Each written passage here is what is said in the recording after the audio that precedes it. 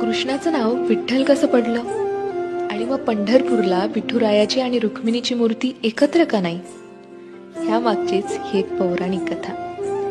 कृष्ण निजला निवांत, आठवली त्याला राधा, राधेला केले जादूने जिवंत, जणू काय झाली त्याला प्रेमबाधा. समोरून आली रुक्मिणी, कृष्णासंग राधास पाहिली, डोळे झाले लाल लाल, म्हणे मी कृष्णा सोडून चालली.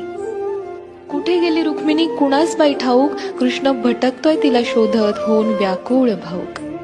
पोहोचला बाई कृष्ण शोधत तिरी चंद्रभागेच्या, अन रुक्मिणी दिसली दिंडी रवनात पंढरीच्या. कृष्ण म्हणवितो रुक्मिणीस, पण ती रुसलेली फार, म्हणतो कसा, अगं रुक्मिणी कसा करू मी तुझ्या विना वैकुंठाचा संसार. रुक्मिणी नाराज, त्यातच कृष्णास आठवे भक्त एक थोर, नाव त्याचे पुंडलिक, लय गुणाचं ते पोर. पुंडलिकाच्या घरी आली कृष्णाची ग बाई स्वारी, पुंडलिक करीतो आई बापाची सेवा, ठेवून उभा विटेवर कृष्णाला दारी.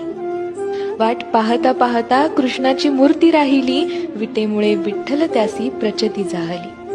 28 युगे झाली लांब उभी राहुनी, रुक्मिणी रुसवातो घरी, अवघ्या भूमंडळाचा संसार बघत विठ्ठल उभा विटेवरी. भूमंडळी म्हणे विठ्ठलास बाप, आणि रुक्मिणी साई, अन बोला जय जय विठोबा रखुमाई.